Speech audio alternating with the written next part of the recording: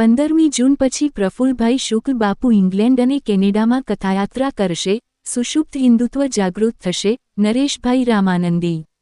South આફ્રિકાના પ્રવાસથી ભારત પરત આવેલા કથાકાર પૂજ્ય શ્રી પ્રફુલ્લભાઈ શુક્લે આજે કુંતી ખડકતાન અને માન નદીના સંગમ પર દેહશુદ્ધિ સ્નાન કરીને રવિવારની સૂર્યપૂજા કરી હતી।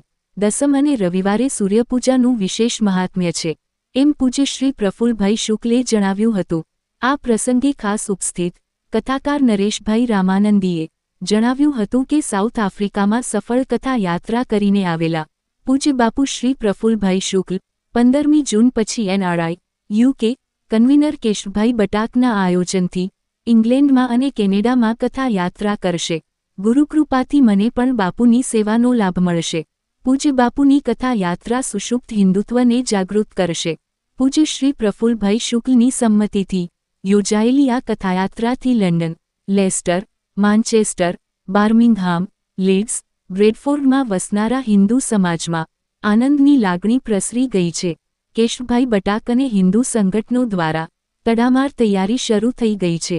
આજે તીર્થ સ્નાન અને સૂર્યનારાયણ પૂજામાં શ્રી બિપિનભાઈ પટેલ, શ્રી જયસિંહભાઈ પટેલ અને શ્રી ભગુભાઈ બુચાભાઈ રાઠોડ સહભાગી બન્યા હતા। આવનારા સમયમાં પૂજ્ય પ્રફુલ્લભાઈ શુક્લ ધરમપુર તાલુકાના ભાભા અને સુરતના કુરુક્ષેત્ર સ્મશાન ખાતે શ્રી રામકથાનું આયોજન કરવામાં આવ્યું છે। બ્યુરો રિપોર્ટ અભિનવ સુરત ન્યૂઝ, એડિટર પ્રકાશ પટેલ। ઓમ ऋणहर्ताय नमः, ऋणहर्ताय नमः, ऋणहर्ताय नमः, ऋणहर्ताय नमः। ओम ऋणहर्ताय नमः।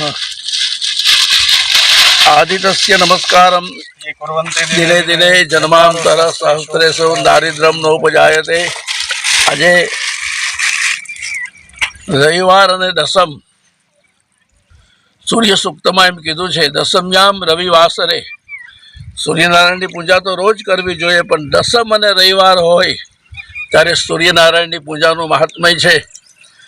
જ્યાંથી ઔરંગા નદી બની એના ઉદ્ભવ સ્થાન કુતિખડક તાન અને માન બે નદી અહીંયા ભેગી થાય છે અને આ ત્રિવેણી સંગમ ઉપર આજે સ્નાન અને સૂર્ય ઉપાસનાનું કાર્ય સંપન્ન થાય છે।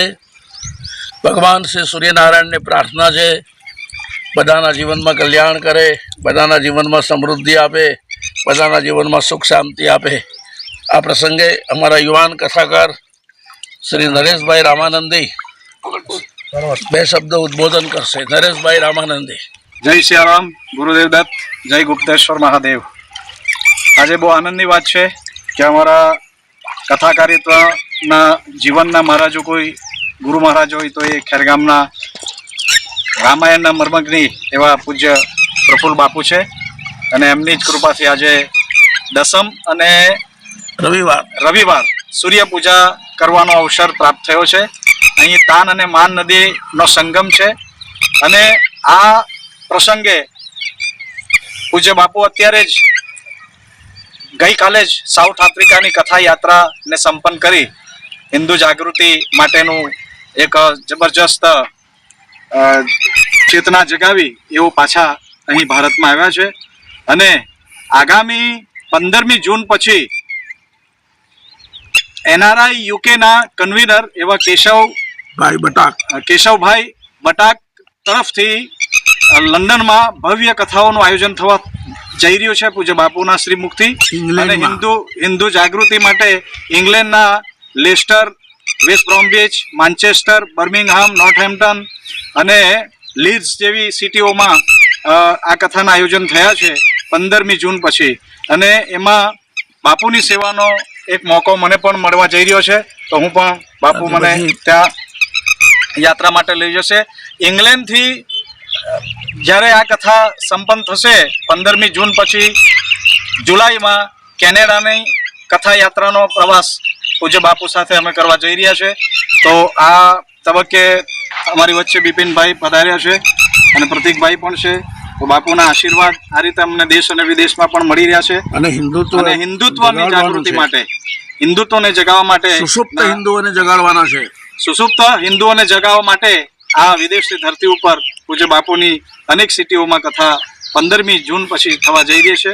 તો એ બદલ પૂજ્ય બાપુના ચરણોમાં અભિવાદન સાથે પ્રણામ. જય સિયારામ. જય સિયારામ. બોલો બજરંગદાસ બાપા કી જય. બાપા જય જય સીતારામ. સીતારામ. જય સિયારામ. જય સિયારામ. બાપુનો